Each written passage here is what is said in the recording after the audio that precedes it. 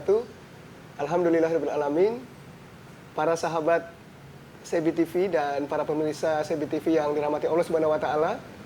Bapak Ibu yang kami hormati, pada malam yang penuh barokah ini, Masya Allah kita kedatangan tamu yang istimewa, tamu yang sangat kita tunggu-tunggu, Asosiat Profesor Dr. Ugi Soeharto. Alhamdulillah. Ahlan wa sahlan, Prof. Ahlan wa sahlan. Alhamdulillah. Terima Alhamdulillah. kasih, Sebi. Alhamdulillah. Ini pertemuan yang sesungguhnya menjadi kesempatan paling membuat kita berbahagia dan keberuntungan bagi kita semua berjumpa dengan beliau.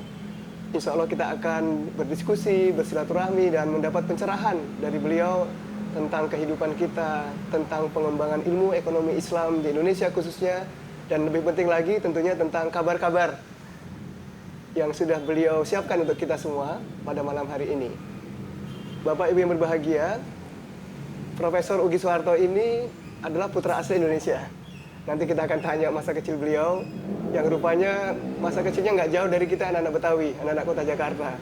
Karena beliau lama di Bukit Deri, Tebet, Jakarta Selatan. Jadi anak Jaksel ini juga nih teman-teman. Ya. Nah, tapi rupanya daya jelajah dan pengalaman hidup beliau membentang dari benua yang begitu panjang, dari tanah Melayu sampai tanah Semenanjung, kemudian sampai ke daratan Eropa dan Timur Tengah. Dan beliau sekarang hadir di sini bersama kita akan kenalan lebih jauh. Mari kita temui beliau sekali lagi. Pak Ugi, selamat datang sekali lagi dan terima kasih Pak Ugi. Sama-sama. Selama ini kita kontakkan tapi belum berjumpa dalam berbagai sebab COVID juga ya Ustaz. Iya, betul. Dan kemudian ya berapa lama ya Ustaz ya? Berapa purnama kita nggak ketemu ya? Iya, udah mungkin 3-4 tahun. 3-4 tahun ya, Alhamdulillah. Iya, rasanya sudah kangen sekali. Nah, rekan-rekan mahasiswa dan tentunya para pemirsa CB TV, kita akan kenal beliau lebih jauh tentang masa kecil beliau. Ustadz, kami membaca dan mendapat cerita langsung sebenarnya masa kecil Ustadz yang sungguh membahagiakan ya. Masa pendidikan dasar, kemudian masa kecil di kawasan Jaksel, di Tebet tepatnya. Kami mencatat Ustadz rupanya menempuh pendidikan dasar 2 track kali ya bahasa sekarang ya. Pendidikan umum tapi juga pendidikan dasar madrasah yang sangat mengakar di tradisi masyarakat Betawi, masyarakat Jakarta. Boleh diceritakan Ustadz, apa yang sesungguhnya Ustadz alami ketika masa-masa itu? Iya, pertamanya saya ingin jelaskan, saya lahir di Jakarta, ya, di Bukit Duri tepatnya ya, tahun 1966. Alhamdulillah. Jadi sekarang saya udah 56 tahun, ya. Jadi betul seperti yang dikatakan Mas Sigi tadi, saya sekolah di 2 aliran persekolahan. Pagi hari saya di Madrasah Al-Waqfiyah namanya, ya, yang didirikan oleh Hajah Neneng Muryani, ya, yang merupakan murid kepada Kiai Haji Abdullah Syafi'i, ya. Jadi beliau mendirikan Madrasah Al-Waqfiyah namanya, dan saya di situ sampai sanawiyah, ya, ibtidaiyah dan juga sanawiyah di pagi hari. Nah, petangnya saya SD Bukit Duri Puteran, ya, petang, kemudian SMP 3 Manggarai, ya, petang juga ya kan. Nah, baru ketika SMA 8 itu, nah itu pagi kan, akhirnya saya nggak bisa melanjutkan ke madrasah, ya. Saya jadi madrasah saya hanya sampai sanawiyah saja, ya. Jadi saya SD di Bukit Duri Puteran, kemudian SMP 3 Manggarai, SMA 8, semuanya jalan kaki, ya. Semuanya bisa ditempuh jalan kaki dari rumah lah, ya. Iya. Jadi anak Semandal nih Pak ya? Iya. Anak Semandal 8 Jakarta Selatan. Iya. Apa kesan paling penting Ustadz? Karena Ustadz luar biasa ya, tradisi belajar, tradisi menuntut ilmu, kemudian dual track tadi. Mengakibatkan Ustadz mungkin punya wawasan yang sangat komprehensif tentang memahami Islam, juga memahami ilmu-ilmu ulumul syar'i maupun ulumul yang sabain kauniyah dirasakan penuh dalam masyarakat kita ya Ustadz. Sebenarnya kalau anak-anak itu diberikan pendidikan yang banyak, itu nggak apa namanya, tidak akan mengganggu, ya, bahkan itu membuat anak itu akan lebih ini lagi, lebih apa namanya, lebih baik lagi, Ya, saya dulu di madrasah juga juara, kemudian di ini juga juara juga di apa namanya, di sekolah umum juga juara juga dari SD SMP ya. Kecuali SMA bagian akhirnya itu, nah, itu ada kisah yang tersendiri nanti yang saya bisa ceritakan. Ya kan? Nah, fakta bahwa saya bisa masuk SMA 8 ya, dari SMP 3 ya kan? Itu menunjukkan bahwasannya kita serius lah belajar ya. Ya. Dan apa namanya tadi, sebenarnya anak-anak apabila diberikan pendidikan yang penuh waktunya gitu, dan diberikan dengan pendidikan Islam dan juga umum sekaligus, itu akan menguatkan dua-duanya. Pendidikan agamanya menjadi lebih kuat dan pendidikan umumnya menjadi lebih kuat. Dan itu saya rasakan ya, begitu. Alhamdulillah. Ya, yang saya rasakan seperti itu. Ya. Oke. Jadi setelah sampai SMA, ada yang menarik karena Ustadz memilih jalur untuk ke Malaysia dan kuliah di International Islamic University Malaysia.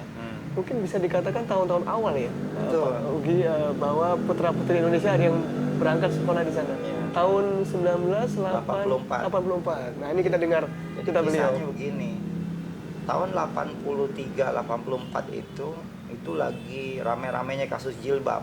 Oke. Ya, banyak apa namanya, siswi-siswi kita yang mulai mau pakai jilbab di sekolah umum. Ya kan?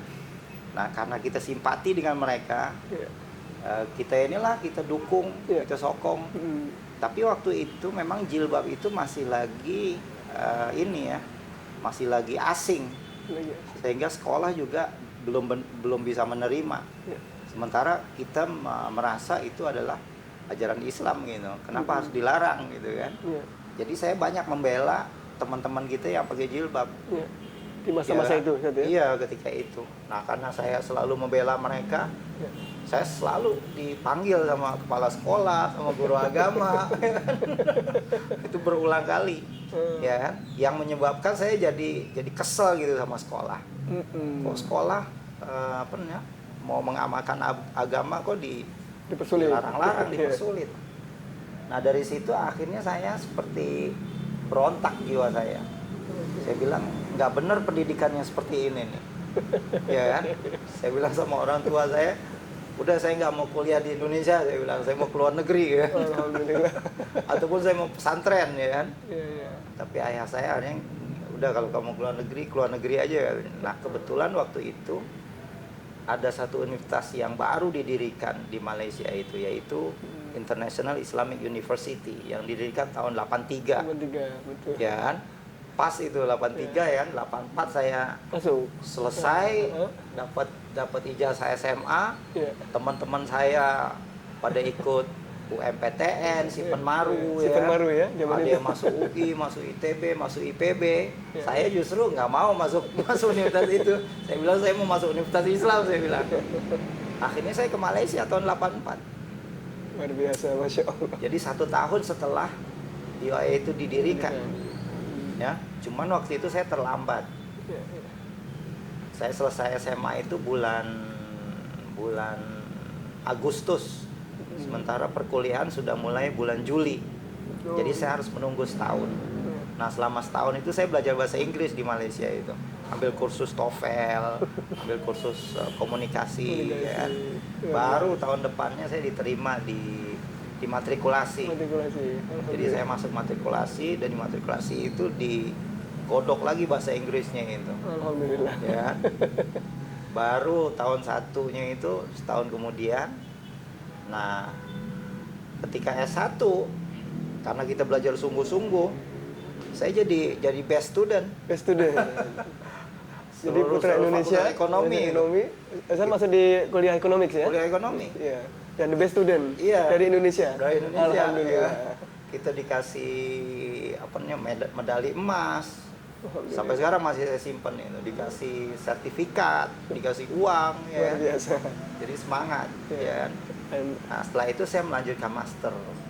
Master pun di ekonomi juga, ya kan? Nah, setelah selesai master, saya pengen melanjutkan S3. S3 waktu itu belum ada di Fakultas Ekonomi, belum ada S3. Tiganya. Tapi ada ISTEK. Satu institusi tersendiri. Satu institusi yang tersendiri. ISTEK ini adalah lembaga otonomi UIA. Jadi UIA punya satu lembaga otonomi ini. Otonomi dalam hal keuangan, otonomi dalam hal administrasi, dan otonomi dalam hal kurikulum. Ya. Tinggal lagi dari segi degree-nya itu diberikan oleh UIA. Tapi dari statusnya dia otonomous. Oh, degree tetap dari UIA. UIA. Ya? Jadi di ijazah PhD saya itu, di sertifikat ada nama UIA itu. Iya. Ya kan? Nah, akhirnya karena waktu itu belum ada PhD di S3 di kuliah ekonomi, saya akhirnya masuk ISTEK tahun 93. 93 mulai PhD PhD di ISTEK itu 93.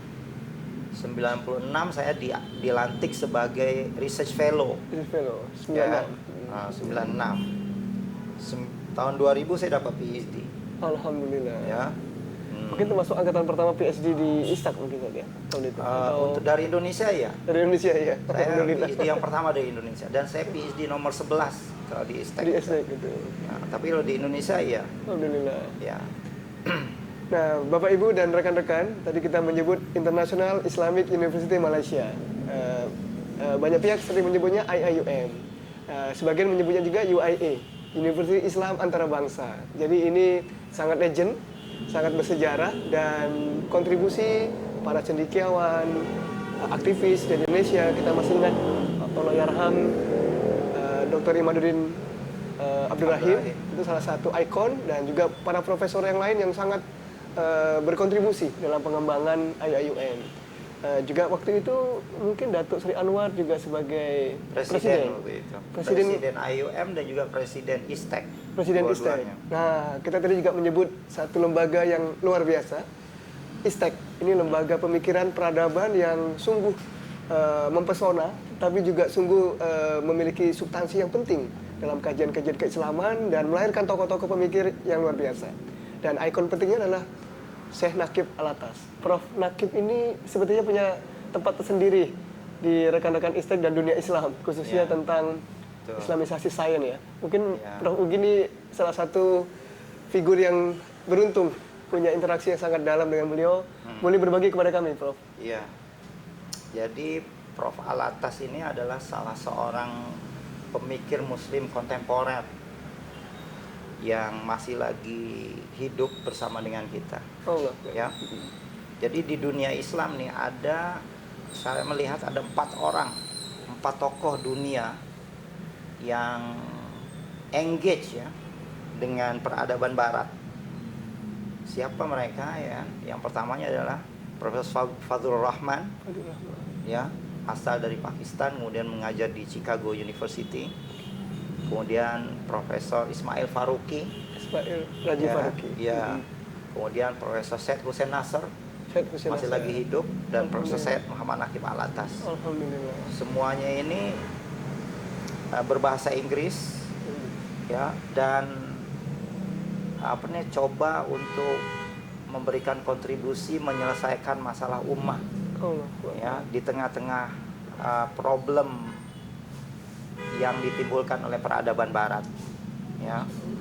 Nah, Prof. Alatas, beliau sangat concern ya kepada masalah pendidikan kaum muslimin, sehingga tahun 77 beliau itu menjadi salah seorang pembentang utama ya di konferensi pendidikan Islam dunia tahun 1977. Di situ beliau menggagaskan akan adanya Universitas Islam, konsep Universitas Islam tahun 77, bayangkan ya. Dan akhirnya konsep Universitas Islam itulah yang didirikan di Malaysia, khususnya UAE dan ISTEK itu sendiri ya. Oleh sebab itu maka ISTEK ini adalah satu lembaga yang sangat penting, yang saya sendiri 10 tahun di sana ya, mulai dari tahun 93 sampai 2003 ya. Saya sebagai PhD student, dan akhirnya saya bekerja sebagai research fellow di sana, ya, sebagai staf peneliti ya di sana. Nah, ISTEK itu memiliki pendidikan yang sangat unik, ya, karena walaupun bidang saya ekonomi, ya kan, tetapi kita juga diberikan diberikan masukan-masukan ilmu Islam yang kukuh. Of course bahasa Arabnya, ya, kemudian pemikiran Islamnya, kemudian worldview-nya, ya, kemudian banyak guru-guru dan juga profesor-profesor yang bertaraf dunia itu hadir, didatangkan oleh Profesor Said Naqib Alatas untuk mengajar di situ, ya.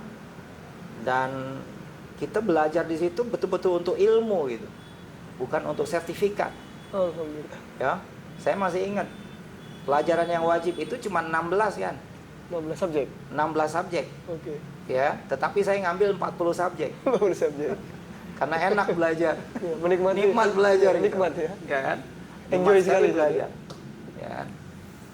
Nah, di situ budaya ilmu itu betul-betul tumbuh dan ditumbuhkan oleh Profesor Said Muhammad Naqib Alatas. Ya, sehingga kita betul cinta dengan ilmu. Ya kan? Dan bagi kita memang ilmu itulah sebenarnya yang akan mengembalikan peradaban Islam di masa depan. Cuman yang jadi masalah di sini, di sana ada problem dalam masalah ilmu nih. Ya kan? Sehingga Prof Atas itu mengatakan bahwasanya permasalahan yang di antara permasalahan yang paling besar di kalangan umat Islam adalah permasalahan ilmu. Ilmu bukan dalam arti lawan dari kebodohan, tetapi ilmu ya yang telah dikelirukan, telah dikonfuskan, ya kan, oleh peradaban Barat itu sendiri. Nah, ya ini kuncinya, ya. Jadi sebenarnya peradaban Barat ini dia telah mengelirukan umat Islam dengan ilmu yang diproduksi oleh mereka. Nah, di sini Prof Naqib itu melihat itu sebagai tantangan. Maka karena itu latar belakangnya, ya, maka beliau menggagaskan apa yang disebut sebagai Islamisasi ilmu, ataupun Islamisasi ilmu pengetahuan. Ya, itu backgroundnya adalah seperti itu. Ya. Dan Prof Naqib menjadi salah satu ikon penting proses atau proyek Islamisasi sains di dunia ini saat ini. Betul. Dan salah satu juga tokoh penting adalah Profesor Ismail Raji Faruqi. Sejauh mana menurut Ustadz Islamisasi sains itu menjadi urgent dan setakat ini progres seperti apa yang sudah kita capai Ustadz dalam dunia Islam misalnya? Oke. Jadi Ismail Faruqi dengan Prof Alatas ini sama-sama memiliki keprihatinan yang sama tentang masalah ilmu. Walaupun nanti kedua-duanya mengambil pendekatan yang agak berbeda. Ya. Kalau Islamisasi Prof Alatas itu didahului dengan istilah de-westernization, menghilangkan kembali unsur-unsur Barat yang ada di dalam body of knowledge. Ya, jadi itu langkah pertama dari Islamisasi. Sementara Al-Faruqi itu dia langsung kepada disiplin ilmu, ingin mengislamkan ilmu ekonomi, mengislamkan ilmu politik, ya kan? Nah, jadi dua-duanya ini memiliki pendekatan yang berasingan, ya. Walaupun dua-duanya tetap concern kepada masalah keilmuan umat Islam, ya. So jadi seperti itu, ya. Nah, ketika di ISTEK itu, walaupun bidang saya bidang ekonomi, ya, tapi nggak langsung gitu kita mengislamkan ekonomi Islam. Tetapi kajian-kajian kita mengarah ke sana. Dan buktinya adalah ketika saya buat PhD itu saya buat ya tentang sejarah pemikiran ekonomi Islam kan. Ya. Kita mengkaji Kitabul Amwal Abu Ubaid, ya. Jadi begitu. Para pemirsa, ini juga menarik. Disertasi Prof Ugi ini masterpiece bagi kita semua. Dan itu adalah kajian Kitab Al-Amwal Abu Ubaid. Betul. Nah, boleh cerita Ustaz, kira-kira begitu indahnya disertasi tadi, dan begitu pentingnya kajian sedemikian Ya. untuk pengembangan ekonomi Islam Ya. kontemporer saat ini. Ya. Jadi di antara kenapa akhirnya saya memilih Kitabul Amwal itu sebagai objek kajian saya, ada beberapa faktor. Ya, ada beberapa faktor yang penting. Pertama adalah faktor kesejarahan. Ya. Ya. Jadi Kitab Abu Ubaid ini di antara kitab di antara kitab tua. Karena Abu Ubaid itu wafat tahun 224 Hijriah. Berarti itu 1200 tahun yang lalu kan. Dari segi kesejarahan sangat signifikan sekali. Subhanallah. Ya kan? 1200 tahun yang lalu, bayangkan. Yang kedua, kitab itu adalah kitab tentang ekonomi Islam. Ya kan? Namanya juga Kitabul Amwal ya. Amwal. Itu memang kitab tentang ekonomi Islam kan. Sudahlah kitab tua dan kitabnya juga apa nih, Kitabul Amwal namanya, kitab ekonomi Islam. Kemudian yang ketiganya, Abu Ubaid juga bukan orang sembarangan, bukan ulama sembarangan. Subhanallah. Ya kan? Beliau itu kontemporer Imam Syafi'i. Kalaulah Imam Syafi'i itu nggak jadi imam, mungkin Abu Ubaid itu yang jadi imam. Dia overshadowed gitu by Imam Syafi'i gitu. Tapi dia seorang ulama besar. Masyarakat awam kita memang tidak mengenali Abu Ubaid, tapi sarjana-sarjana Islam, ulama-ulama Islam itu tahu siapa itu Abu Ubaid. Ya kan? Iya, iya. Nah, Abu Ubaid ini, Kitabul Amwalnya ini sudah banyak dirujuk oleh para ulama kita.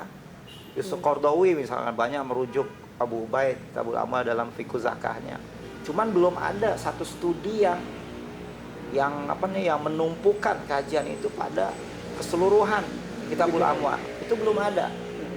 Ya. Dan saya menemukan statement Profesor Najatullah Siddiqi itu yang unpublished ya, tentang bahwasanya Abu Ubaid ini belum dikaji. Wah, dari situ saya dapat satu inilah ya, satu peluang ya untuk saya kaji. Ya, dan akhirnya saya kaji Kitabul Amwal. Saya bandingkan dengan Kitabul Kharaj, dengan kitab-kitab yang lain, saya lihat konteksnya. Ya kan? Jadilah ya sebuah disertasi ya kan, yang alhamdulillah ya. Sudah dipublish menjadi buku, kemudian sudah diterjemahkan juga dalam bahasa Indonesia, ya kan, dan bisa kita baca, insyaallah. Alhamdulillah, ya. Luar biasa nih, tahniah nih, Prof Ugi, Bapak Ibu dan rekan-rekan, beliau menggambarkan kepada kita dan menyajikan kepada kita betapa indah dan luar biasanya peradaban sejarah Islam dan kontribusi para ulama, para cendekiawan Muslim. Jadi kitab tadi, kitab Amwal ini salah satu mungkin literatur awal tentang public finance. Betul. Dan Prof Ugi mengkaji itu menjadi satu disertasi ekonomi Islam kontemporer. Maka ini menjadi cabaran bagi kita, anak-anak muda, mahasiswa kita.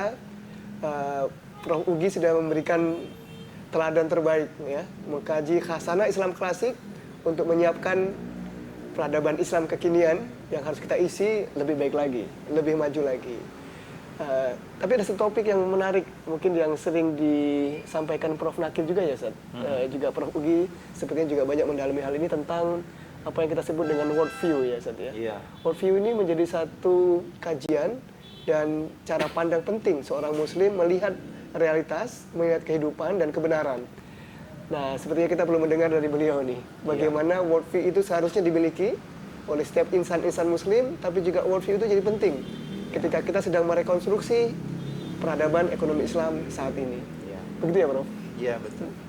Jadi worldview ya, itu kan dari dua perkataan. World itu artinya dunia ya, ataupun alam. View itu ya pandangan. Oke. Worldview itu artinya pandangan alam ya, pandangan kita tentang alam ini. Pandangan hidup ya, bisa juga kita sebut sebagai pandangan hidup. Ya. Nah, kalau Islamic worldview artinya ya pandangan hidup Islam. Apa itu pandangan hidup Islam? Bagaimana kita memandang tentang kehidupan, tentang realitas, tentang hakikat, tentang kebenaran. Dia sebenarnya seperti akidah. Ya, tinggal lagi dia akidah yang bukan akidah hafalan yang biasa, tapi akidah yang hidup, yang bisa kita bandingkan ya dengan kehidupan kontemporer kita pada hari ini. Ya, pada hari ini kan kehidupan kita ini sangat materialistik misalkan. Ya kan? Semuanya diukur dengan materi, dengan yang fisik. Ya kan? Dengan benda. Ya kan? Walaupun semua itu adalah penting.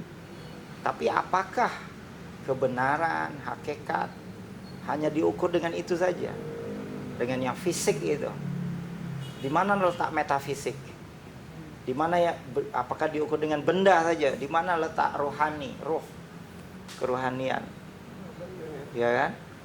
Nah, jadi worldview ini ataupun pandangan hidup Islam itu satu pandangan yang menggabungkan antara fisik dengan metafisik, benda ya dengan ruh, ya kan? Apa ini alam sebenarnya? Ya, jadi bagaimana kita melihat alam, melihat diri kita, melihat Tuhan, melihat kehidupan kita. Diri kita ini siapa? Hidup kita ini artinya apa? Ya, kita ini mau kemana? Ya, itulah yang dikatakan sebagai worldview. Jadi worldview itu seperti akidah sebenarnya.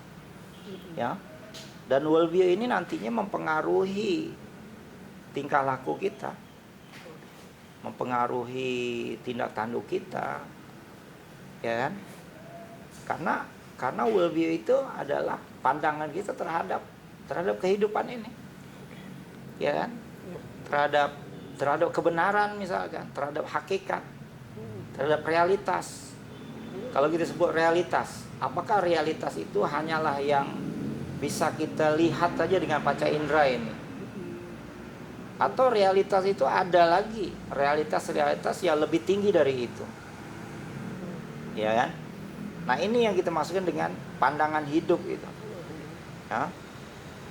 Dan pandangan hidup itu nanti tadi itu mempengaruhi tingkah laku kita, mempengaruhi cara berpikir kita, mempengaruhi kebijakan kita seandainya kita memiliki kuasa, mempengaruhi tulisan kita, mempengaruhi pembicaraan kita.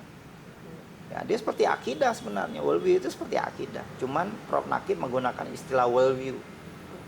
Ya kan? Ada juga para pemikir dan ulama Islam menggunakan istilah lain yang maksudnya berdekatan. Seperti misalkan Syekh Ramadan Al-Buti menggunakan istilah kubro yakiniyat. Ya. Apun Syekh Abu Zuhroh menggunakan istilah Lubbuddin, intisari dari ad-din. Ataupun tokoh gerakan Islam Syed Qutb misalkan menggunakan istilah tasawur Islami, ya. Ya. Walaupun maksudnya itu lebih kurang, tetapi Prof. Nakib itu dia lebih pendekatannya itu lebih detail, lebih ilmiah, karena Prof. Nakib menggunakan tradisi Islam yang dikembangkan oleh para ulama kita dahulu untuk berdepan ya dengan permasalahan kontemporer.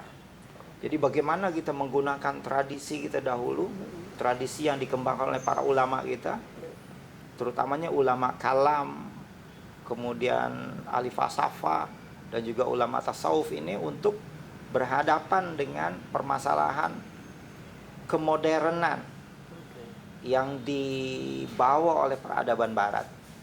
Nah, jadi kuncinya itu sekarang ini kita berada di bawah dominasi peradaban barat.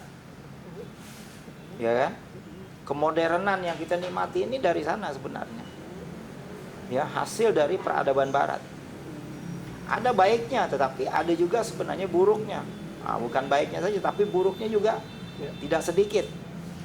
Ya kan? Dan peradaban baratnya sudah masuk ke dalam kehidupan umat Islam ini dari berbagai lini. Contohnya misalkan bahasa. Kita sekarang menggunakan bahasa Inggris. Kan? Belajar, kalau kita master PhD, mesti ke orientasinya mesti ke negara-negara barat kan? Ke Eropa, ke Amerika, ke Australia. Ya kan? Dan harus menggunakan bahasa Inggris. Menulis dalam bahasa Inggris, kelas dalam bahasa Inggris, buku teks dalam bahasa Inggris. Ekonomi kita, sistem ekonomi kita pun dari barat. Semua negara-negara dunia ini menggunakan sistem kapitalisme. Kalaupun tidak setuju kapitalisme, sosialisme itu pun dari barat juga. Ya, sama aja, kapitalisme pun dari barat, sosialisme pun dari barat juga. Komunisme pun dari barat juga. Ya. Sains peradaban barat yang mengembangkannya, teknologi peradaban barat. Teknologi mesinnya, teknologi komunikasinya, komputer, semua peradaban barat, ya. Nah, salah satu produk peradaban barat yang kurang kita sadari adalah produk ilmu, produk disiplin ilmu. Ya ini yang kita kurang menyadarinya, terutama ilmu sains dan juga ilmu-ilmu sosial, ekonomi, antropologi, political science, sosiologi, ya kan, psikologi. Ini adalah produk-produk disiplin peradaban barat, ya. Jadi memang peradaban itu biasanya dia akan melahirkan disiplin dia sendiri yang sesuai dengan wataknya. Peradaban Yunani misalkan, dengan wataknya seperti itu melahirkan ilmu falsafah, ya, melahirkan ilmu logika. Misalnya ilmu logika itu oleh Aristotle, ya, penemu. Peradaban Islam melahirkan ilmu fikih, ilmu usulul fiqh, ilmu tafsir, ilmu hadis. Itu hanya bisa lahir dari peradaban Islam. Gak mungkin lahir dari peradaban Yunani, dan gak mungkin juga lahir dari peradaban Barat. Nah, peradaban Barat itu melahirkan ilmu tadi itu, ilmu antropologi, ya, ilmu ekonomi, ilmu sosiologi, ilmu political science, ya. Nah, ilmu-ilmu ini, ilmu-ilmu yang dilahirkan oleh peradaban, dia akan menguatkan peradaban lagi, ya. Nah, peradaban Barat ini dia memiliki ciri sendiri. Peradaban Yunani punya ciri sendiri, peradaban Islam punya ciri sendiri, peradaban Barat punya ciri sendiri, ya. Kalau kata Prof. Alatas itu ada 5 ciri peradaban Barat itu. Yang pertama, peradaban Barat itu sekuler. Jadi nanti ilmunya juga sekuler.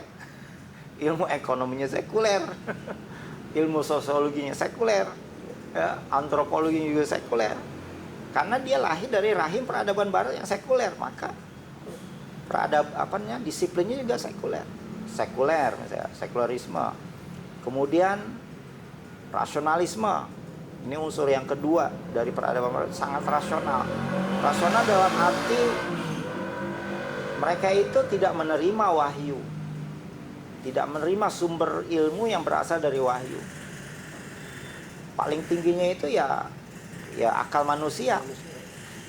Wahyu itu nggak masuk dalam ilmu ekonomi, ya, dalam antropologi, ya, dalam social sciences, bahkan dalam sains, wahyu itu nggak masuk. Harus rasional, ya. Bukan berarti kita menolak rasional. Dalam Islam pun akal itu merupakan sumber ilmu, tetapi bukan itu yang paling tinggi. Ada lagi kita. Nah, di sini yang Barat itu disampai rasionalisme saja. Yang ketiganya, Barat juga adalah sifatnya itu bersifat humanisme, kemanusiaan. Manusia itulah being yang paling tinggi, wujud yang paling tinggi itu manusia. Gak ada yang lebih tinggi dari manusia menurut anggapan peradaban Barat. Gak ada tuh malaikat, Tuhan, gak ada. Paling tinggi itu manusia. Kalau menurut kita kan Tuhan yang menjadikan manusia, kan. Nah, kalau menurut Barat, manusia itu yang menjadikan Tuhan, katanya. Jadi Tuhan itu adalah ide ataupun gagasan manusia sebenarnya. karena being ataupun makhluk ataupun kewujudan yang paling tinggi itu ya manusia. Gak ada yang lebih tinggi dari manusia. Nah itu. Nah, di dalam ilmu-ilmu kita tadi, dalam ilmu sosial, ilmu sains itu, ya punya unsur humanisme itu. Ya kan? Itu yang ketiga. Yang keempat, Barat juga bersifat dualisme, melihat segala sesuatu itu dari dua perspektif yang tidak bisa disatukan.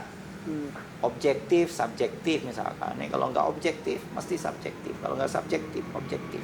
Nggak bisa objektif saja itu disatukan. Nah, kalau kita masih lagi berpikir bahwasanya objektif dengan subjektif itu berbeda, kita sebenarnya sudah terpengaruh dengan pandangan hidup Barat. Sampai kita bisa menyatakan sebenarnya objektif dengan subjektif itu bisa kita satukan. Sama seperti mata kita dua kan, kita melihat objek satu kan. Kalau kita melihat objek dua, artinya mata kita juling kan. Nah, Barat itu mengajarkan ilmu yang juling. Ya, dunia akhirat. Ya. Induktif, diduktif, ya. Apalagi dikotomi begitu ya. Selalu dikotomi. Akal juga ada apa nih? Ada rasio, ada intelek. Rasio lain, intelek lain. Dalam Islam kita bisa satukan antara rasio dengan intelek itu. Ya. So, Barat itu serba dua. Ya, dan nggak bisa menyatukan. Ya. Yang kelima itu namanya paham tragedi. Paham tragedi itu menganggap bahwasanya kehidupan kita ini nggak ada artinya. Hidup ini tidak ada artinya. Bahkan hidup ini konyol. Hidup ini absurd. Ya, hidup ini bahkan sial. Hidup ini selain dari hidup ini adalah kebetulan gitu. Bahkan hidup ini sial. Ya, gitu. Banyak manusia sengsara katanya, banyak orang miskin. Kenapa Tuhan menjadikan kita susah hidup, ya? Kita tua, kita mati, ya? Jadi kehidupan kita nggak ada artinya, ya. Nah, kelima unsur ini sebenarnya telah menyusup dalam ilmu-ilmu kontemporer secara halus, dalam ekonomi, dalam antropologi, dalam sosiologi, ini semua dalam sains. Ini secara tidak kita sadari dia ada di situ. Ya. Makanya makin orang belajar makin jauh dari agama, makin anti Tuhan, makin sekuler. Karena memang makanannya tiap hari itu ya. Nggak sadar mereka disusupi dengan jenis ilmu yang seperti itu. Ya. Kalau ilmu yang benar itu harusnya menyadarkan orang tentang siapa dirinya, apa makna hidup ini, ya. Tapi kalau kita pelajari ilmu yang tadi itu makin jauh kita, makin tidak kenal siapa diri kita. Ya. Maka di atas latar belakangnya seperti itu, Prof. Al-Atlas itu menggagaskan apa yang disebut sebagai Islamisasi ilmu. Jadi langkah pertama dari Islamisasi ilmu itu adalah de-westernization of knowledge. Membuang unsur-unsur barat dari batang tubuh ilmu itu. Membuang yang 5 tadi itu. Untuk sebelum kita buang kan kita harus identify dulu kan, kita harus kenal pasti dulu. Oh, dalam ilmu ini ada ajaran sekuler, dalam ilmu ini ada ajaran rasional. Dalam ilmu ini ada ajaran tragedi misalnya, itu harus kita identify dulu. Ya, harus kita buang. Ya, harus kita nafikan. Baru kita isi dengan ilmu yang benar. Jadi ada nafinya, ada isbatnya. Sama seperti la ilaha illallah. La ilaha itu adalah nafinya, illallah itu adalah isbatnya. Luar biasa. Ya. Jadi ilmu harus dibegitukan, karena ilmu itu tidak netral.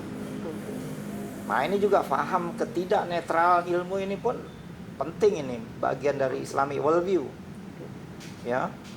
Kita menganggap seolah-olah ilmu itu netral kan? Tidak, sebenarnya ilmu itu berpihak kepada peradaban yang melahirkannya dan juga kepada orang yang menerimanya. Ya. Jadi ilmu itu seperti pisau lah. Ya kan? Pisau itu bisa menjadi alat yang berguna kalau kita gunakan untuk memotong sayur. Ya, tapi pisau juga bisa menjadi senjata yang berbahaya kalau dipakai untuk membunuh orang. Ya kan? Tergantung siapa yang memakainya. Nah, ilmu juga begitu. tergantung siapa yang menggunakan gitu. Sains itu begitu juga, tergantung siapa yang menggunakan. Ya. Nah, jadi latar belakang apa nih Islamisasi ilmu tuh. Nah, Prof Atas itu bermula dari itu dulu gitu. Dia nggak bermula dari disiplin. Ya, ekonomi misalkan kita beliau tidak bermula dari itu, tapi beliau bermula dari frameworknya dulu, dari epistemologinya dulu, dari filosofinya dulu, ya. Nantinya sih akan ke sana juga, tapi foundationnya itu harus kuat dulu.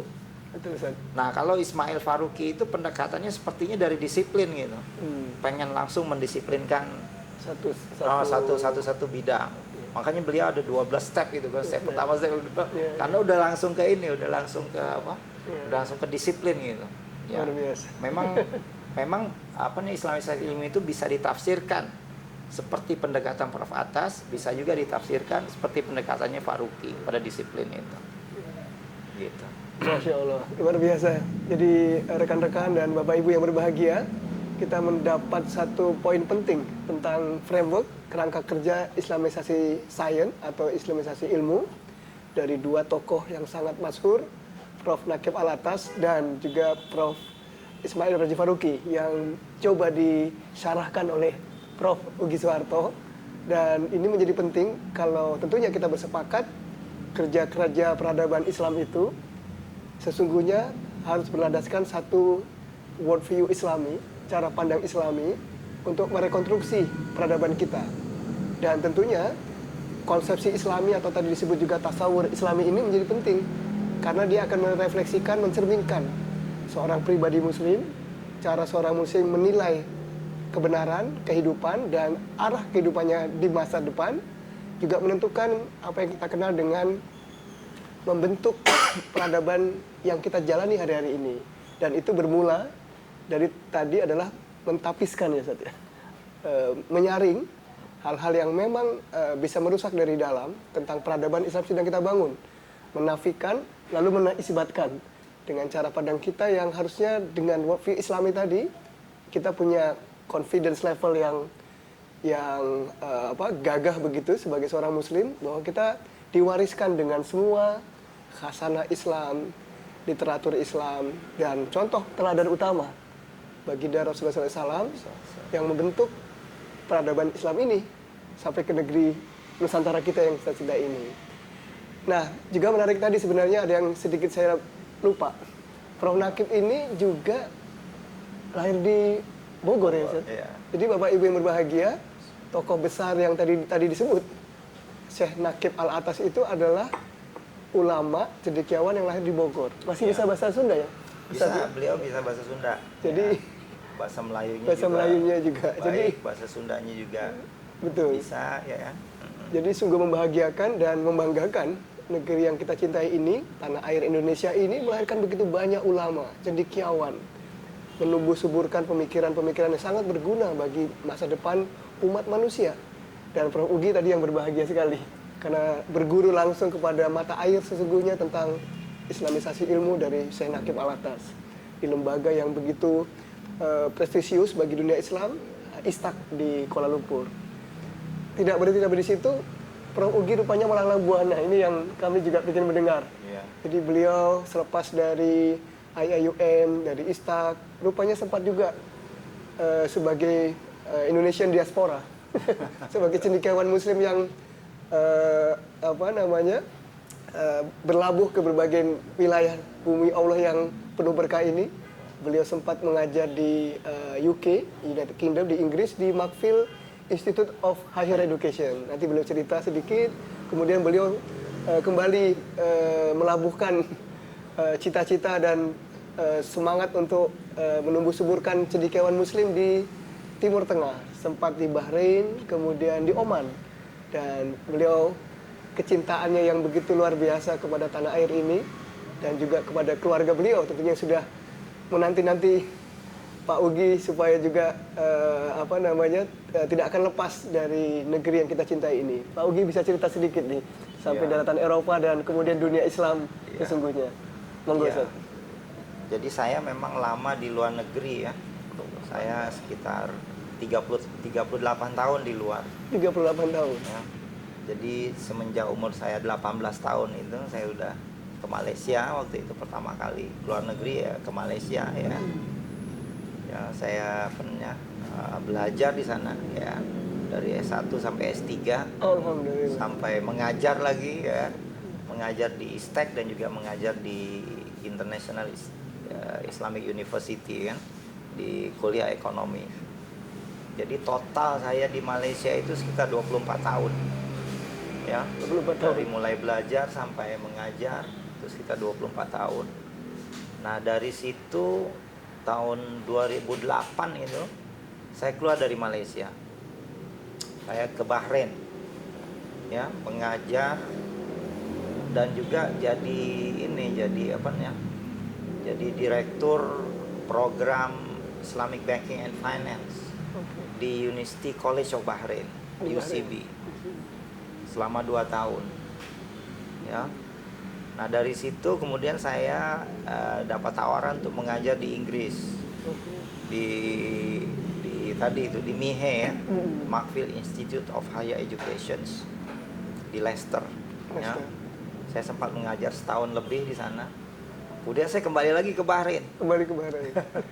Kembali ke Bahrain, saya mengajar di Ahlia University dan juga di Bahrain Institute of Banking and Finance ya, BIBF ya. Jadi total saya di Bahrain itu sekitar 9 tahun. 9 tahun. Kemudian saya pindah ke Oman ya, dari tahun 2018 sampai 2022. Jadi saya baru saja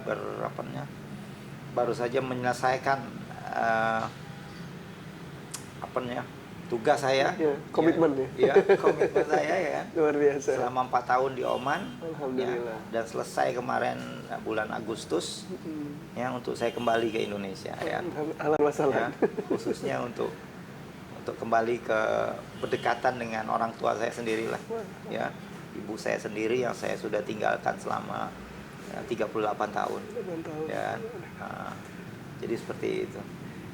Jadi alhamdulillah banyak sekali pengalaman yang saya timba, ya, khususnya ketika saya berada di negara Timur Tengah itu, murid-murid saya banyak orang Arab, dan saya mengajarkan, walaupun saya mengajar Islamic Economics, Islamic Finance, Islamic Banking, ya, tapi saya juga mengajar fikih muamalah, ya, saya juga memasukkan pemikiran Islam, ya, sehingga seolah-olah saya mengajar Islam kembali kepada orang Arab. Itu yang saya rasakan, karena saya mengajar postgraduate juga ya, mengajar master juga ya, mengajar undergraduate juga, walaupun nggak ada PhD sih ya, nggak ada student PhD saya orang Arab ya. So, tapi yang masternya saya seolah-olah mengajarkan mereka kembali tentang fikih, tentang usulul fiqh, tentang pemikiran Islam, tentang peradaban Islam, tentang sejarah Islam, ya, kepada orang Arab sendiri. Ya, itu pengalaman yang berharga lah ya bagi saya. Ya. So, jadi pengalaman itulah yang saya ingin bagikan, ingin sharekan dengan masyarakat Indonesia ya. Ya, di sini ya. Ya.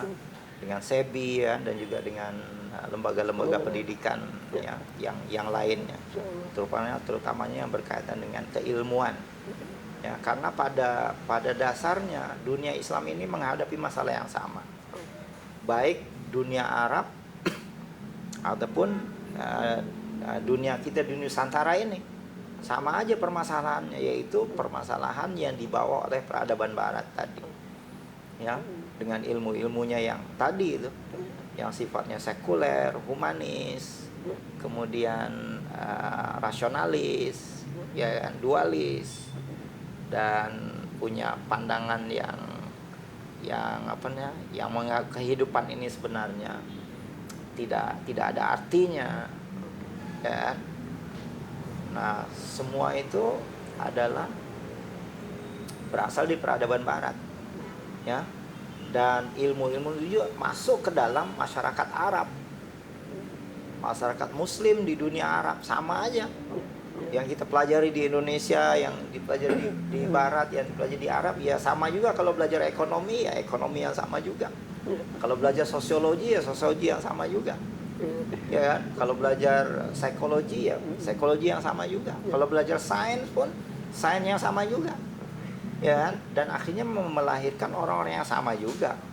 Orang Indonesia, orang Arab, ya sama aja. Seandainya diberikan ilmu yang seperti itu, akan melahirkan pola pikir dan juga behavior ataupun tingkah laku yang sama. Ya kan? Iya, memang kita masih lagi sholat, masih lagi puasa, masih lagi pergi haji, ya kan? Umroh, pakai jilbab. Kalau soal itunya sih belum terbaratkan mungkin. Tapi yang jadi masalahnya adalah ketika mereka menulis buku, ya, menulis karya-karya ilmiah, ketika mereka merangka kebijakan ekonomi, kebijakan politik, kebijakan sosial, ya kan? Ketika mereka memimpin umat Islam, baru ketahuan tuh, ya, ilmu-ilmu yang selama ini mereka pelajari itu nggak berguna kepada umat Islam. Manfaatnya itu nggak kelihatan gitu kepada umat Islam, ya kan? Nah, sama aja gitu, seperti orang Barat lagi gitu ya. Nah, itu bukti bahwasannya ilmu yang selama ini dipelajari itu ya sama ya dengan orang Barat. Ya sholatnya sih masih sholat, tapi tadi itu ya hasil dari kekuasaannya, hasil dari kekayaannya, ya, hasil dari kebijakannya itu tidak membela umat Islam secara umum gitu. Walaupun di sana sini ada ya orang-orang tertentu yang memperlihatkan keprihatinannya kepada umat ini, ya, ada di sana sini ada ya yang memperlihatkan keprihatinannya kepada umat ini. Ya.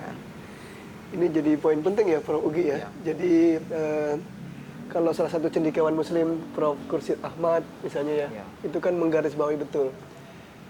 Education ini menjadi salah satu pilar awal dan paling penting kalau kita bicara tentang progress development di negeri-negeri Muslim. Nah, pengalaman Prof. Ugi tadi melalang buana, sepertinya tadi kan mengajarkan Islam sekaligus, mengajarkan ilmu sekaligus kepada saudara-saudara kita di tanah kelahiran Islam di Timur Tengah, atau menemukan warna-warni yang luar biasa tradisi Islam di Eropa dan juga di Semenanjung Melayu ini. Nah, salah satu kesimpulan beliau tadi diantaranya adalah negeri kita ini ternyata memang punya sejarah panjang dan melahirkan cendekiawan, para ulama, dan punya tradisi ilmu yang luar biasa. Betul. Dan itu sepertinya kekhasan dan sejarah yang membuktikan, Ustaz ya, betapa para ulama itu lahir dari negeri ini dan beliau menapaki jalan itu sepertinya dalam masa-masa saat ini. Tapi dalam konteks yang pengembangan ekonomi Islam, Prof, mungkin karena Prof juga banyak mengajar tentang fixed on economics ya, Ustaz ya, sebagai ilmu alat dan juga metodologi misalnya. Ya. Apa isu penting yang menurut Prof Ugi menjadi bingkai penting ketika bicara fikih muamalat misalnya dalam pengembangan ekonomi Islam dalam disiplin ini di kontemporer saat ini, Ustaz? Oke, sebelum kita masuk ke fikih, saya harus jelaskan dulu bahwasannya pemikiran dalam Islam itu kita bisa bagi menjadi 4 struktur, 4 tingkatan. Ya. Tingkatan yang paling tinggi itu namanya pemikiran tentang worldview tadi. Tentang hal-hal yang fundamental, tentang hal yang mendasar dalam agama kita. Ya kan? Nah, ini worldview. Nah, umat Islam ini semua worldview-nya ini sama. Satu sebenarnya. Walaupun nanti ada perbedaan-perbedaan mazhab, perbedaan school of thought dan sebagainya. Tapi di tingkat worldview kita sebenarnya sama. Ya. Nah, di bawah pemikiran worldview itu ada namanya pemikiran kalam.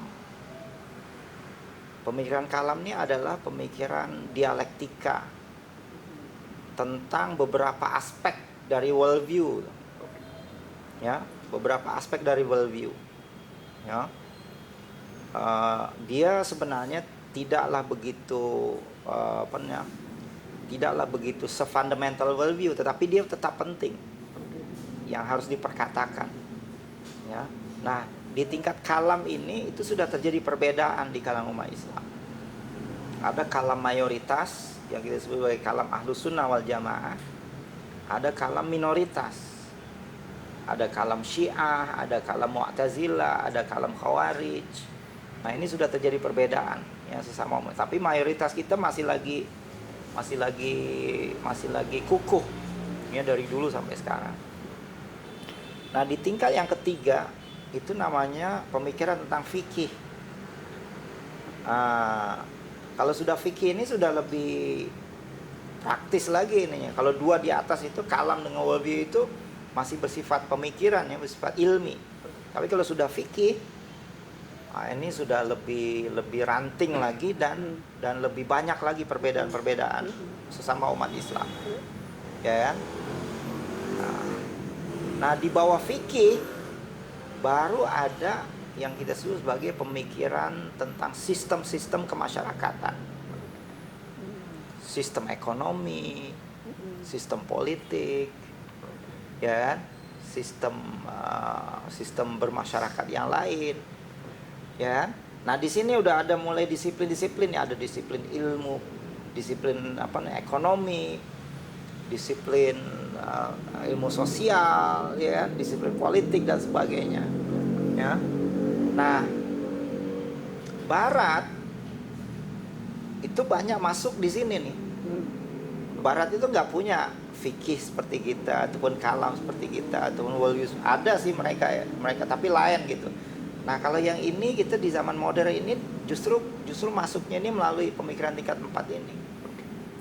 Ya kan? Nah, tadi itu sambungannya adalah ketika kita belajar ekonomi misalkan. Kan ilmu ekonomi itu lahir dari peradaban ini kan. Ilmu ekonomi konvensional itu lahir dari peradaban Barat. Kan ada unsur-unsur itunya itu tadi. Ada unsur yang 5-nya tadi ya kan. Nah, sekurang-kurangnya ilmu ekonomi itu harus didekatkan, karena ekonomi itu pada struktur yang paling bawah yang keempat harus didekatkan kepada tingkat 3 fikihnya di situ. Sekurang-kurangnya walaupun itu belum lengkap. Ya, harus kita hubungkan ekonomi kita dengan fikih kita, dengan fikih muamalatnya. Kalau politiknya ya dengan fikih siasahnya, dengan maqasidus syariahnya. Ya kan? Nah, jadi ada fikihnya di situ. Ya, sekurang-kurangnya. Sebab kalau kita tidak menggunakan fikih dan kita hanya memberikan fokus kepada pembinaan tadi itu, pembinaan sistem ekonomi, itu kita bisa dibawa kemana-mana. Kita bisa radikal dan kita bisa liberal. Contoh yang radikal misalkan, kononnya ingin membangun sistem ekonomi Islam, tapi dari awal misalkan sudah punya titik tolak, uang kertas haram, kita harus pakai dinar emas. Nah, ini kan radikal sekali. Kalau uang kertas haram, uang kertas itu tidak syar'i, ini implikasinya banyak secara fikihnya. Satu, nanti misalkan jual beli kita tidak sah, mahar kita tidak sah. Kalau mahar kita tidak sah, ya perkawinan kita tidak sah. Ya, anak itu jadi anak apa? Ya kan? Dan para ulama fikih kita tidak menolak uang kertas sekarang itu, fiat money itu. Ya kan, diterima oleh ahli fikih kita. Ada ijma, ya, ada ijma sukuti lah. Dalam usul fikih itu ada 2 jenis ijma sharih, ijma yang eksplisit dengan ijma sukuti. Ijma yang implisit gitu. Ulama itu tidak menentang ya amalia kita, diam semuanya. Diam itu menunjukkan ijma. Ya, ijma sukuti namanya ya. Sukut alamatur ridho ya. Diam itu menunjukkan keredoan mereka. Nah, mereka yang menggunakan uang kertas, uang fiatnya haram, mereka nggak pakai fikih. Nah, tadi itu artinya mereka berpikir di tingkat keempat, tapi tidak dihubungkan dengan struktur ketiga kan jadi radikal ataupun jadi liberal, membolehkan riba misalkan, ini liberal kan, akhirnya menyerah dengan status quo yang seperti ini kan, seolah-olah tidak ada alternatif ya. Nah ini liberal kan, jadi ada yang liberal ada yang radikal, dua-duanya nggak pakai fikih. Nah oleh sebab itu kita harus ikat dengan struktur yang lebih tinggi lagi, yaitu sekurangnya fikih. Walaupun itu tidak kuat, kita harus ikat lagi dengan kalam, pemikiran struktur yang kedua, dan kita harus bawa lagi kepada worldview, struktur pemikiran yang paling tinggi ini. Nah itu kaitannya, kenapa kita harus juga mengaitkan ekonomi itu dengan fikih muamalah. Itu sebagai step pertama sebenarnya, walaupun itu tidak cukup. Ya kan? Seperti misalkan sekarang kita mengatakan bank syariah ataupun bank Islam, kan baru sekedar legal aspeknya saja kan? Ya kan? Moral aspeknya, ethicalnya masih belum ini lagi. Makanya dalam diskusi kita ada istilah form over substance, ya kan? Baru dari formnya saja kita yang secara compliant, substance-nya kita masih lagi seperti kapitalisme. Ya. Jadi seperti itu. Makanya kita harus bawa lagi ke pemikirannya lebih tinggi lagi, ke kalamnya, ke worldview-nya. Nah, baru dia akan lebih sempurna. Nggak bisa kita berpuas hati dengan fikih saja. Walaupun fikih itu tetap diperlukan sebagai langkah awal, tapi bukan sampai situ saja islamisasi itu. Ya. Wah ini luar biasa nih, diskusinya semakin tajam dan sangat memberikan tantangan terpenting ya. Bahasa Pak Ugi ini memberikan cabaran-cabaran utama kepada kita. Bapak Ibu yang berbahagia, rekan-rekan, tadi di antara poin penting beliau adalah tadi ketika kita mengembangkan fikih for economics ini, kita melihat dalam konstruksi yang komprehensif, yang syamil begitu ya, bahwa Islam ya memiliki konsepsi yang paling mendasar tentang akidah, tentang keimanan, tentang syariah itu sendiri ya, sebagai ibaratnya ibarat bangunan yang kokoh itu, dinding dan konstruksi utamanya adalah syariah dalam arti yang sangat luas. Tidak hanya syariah dalam arti hukum dan fikih, tapi juga makna yang paling mendasar tadi, the objective of syariah, maqasid syariah. Dan lebih dari itu juga ada pilar pentingnya tentang akhlak atau katakanlah ibadah, ihsan yang memberikan warna, memberikan corak penting wajah Islam dalam realitas. Nah, menampilkan Islam yang indah ini tidak boleh sepotong-sepotong ya, Ustaz ya, dalam konstruksi tadi. Dan kerja-kerja peradaban dalam pengembangan ilmu dan ekonomi Islam semestinya merujuk kepada hal yang sempurna ini. Nah, perjalanan tentunya masih panjang dan itu diperlukan para ulama, para praktisi, peran penting pemerintah membangun sistem dan semua kita. Karena Islam yang memberikan rahmat bagi semesta alam ini, itulah menjadi cita-cita besar kita dan itulah wajah Islam sesungguhnya. Dan syariah ini menjadi sangat inklusif, menjadi sangat solutif kepada semua insan di muka bumi ini. Tidak hanya bagi kaum muslimin, tapi juga bagi masyarakat luas semuanya. Panjang sekali dan banyak harapan kita pengen bincang kepada Prof. Ugi. Kami sudah punya pertanyaan, tapi waktu juga mungkin yang membatasi kita. Mungkin paling penting terakhir, karena ini kita pengen juga berbagi kepada rekan-rekan mahasiswa, adik-adik kita. Prof. Ugi mohon izin, mungkin ada harapan besar, ada nasihat penting bagi kita semua rekan-rekan ya. Monggo, Prof. Ugi. Iya.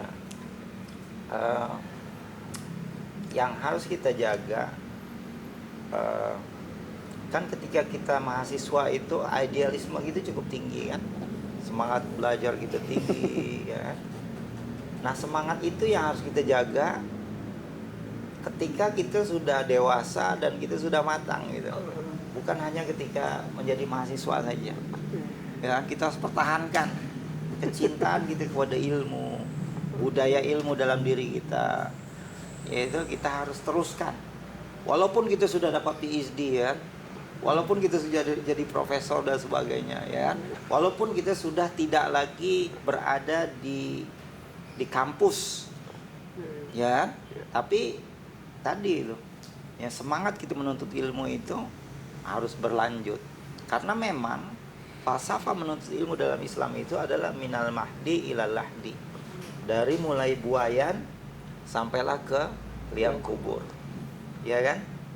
Nah, karena sumber ilmu ini terlalu banyak dan yang harus kita ketahui juga terlalu banyak, para ulama kita itu sekurangnya sudah memberikan guidance kepada kita. Bosnya di sana ada 2 jenis ilmu.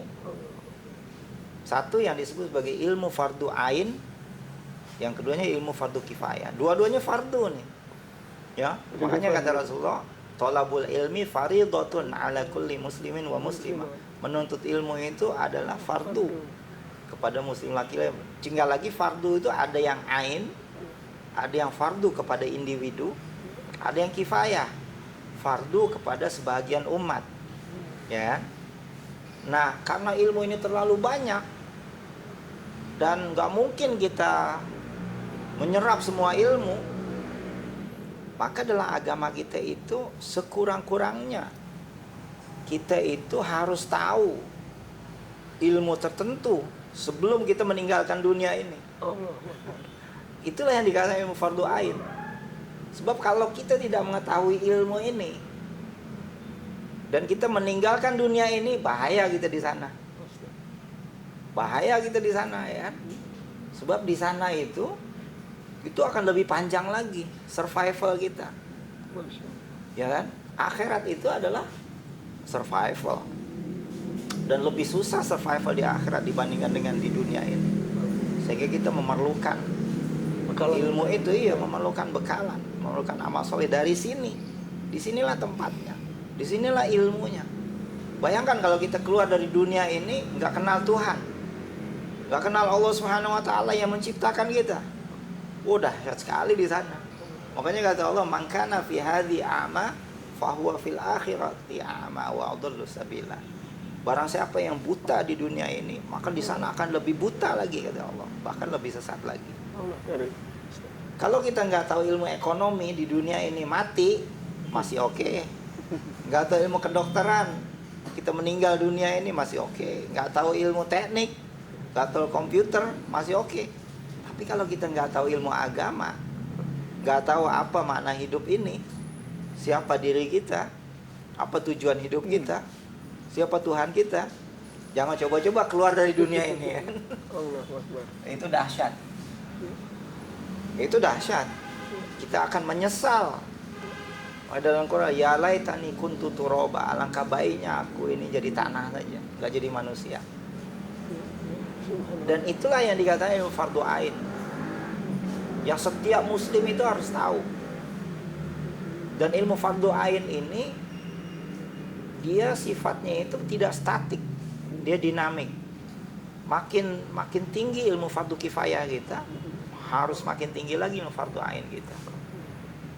Karena apa? Karena ilmu fardu ain kita inilah yang nanti akan menilai, mewarnai, membimbing ilmu fardu kifayah. Bukan sebaliknya. Nah, ini yang bahayanya itu apabila ilmu fardu ain kita tidak kita tingkatkan, ilmu fardu kifayah kita makin tinggi. Nah, ini yang akan merusak diri kita sebenarnya. Ya. Oleh sebab itu tadi itu. Jadi kita tetap belajar, tapi tadi itu ada prioritas dalam kita menuntut ilmu. Ya, harus ada prioritas. Yang kita prioritaskan itu ya antaranya ilmu fardu ain. Ya, itu pesan saya kepada mahasiswa, ya, kepada semua kaum muslimin lah. Ya, seharusnya kita bersikap seperti itu dalam menuntut ilmu. Insyaallah, ya. Ustaz. Bapak Ibu berbahagia, rekan-rekan CB TV yang berbahagia, sampailah kita di penghujung diskusi dan bincang-bincang dengan Prof. Ugi Suharto. Tentunya pesan terakhir beliau tadi kepada kita semua, para penuntut ilmu, rekan-rekan mahasiswa dan kaum muslimin semuanya, melahirkan insan-insan kamil, melahirkan pribadi muslim yang penuh pesona karena berlandaskan kepada apa yang diajarkan Rasulullah SAW, memahami Islam yang syamil ini, memahami Islam yang syamil untuk memberikan bekalan kepada kita meniti hari-hari kita menuju Allah Subhanahu wa Ta'ala. Dan kita memandang itu tadi, fardu ain, fardu kifayah menjadi cabaran utama bagi kita untuk mewujudkan bersama-sama. Semoga Allah memudahkan langkah-langkah kita mencapai ridho Allah Subhanahu wa Ta'ala.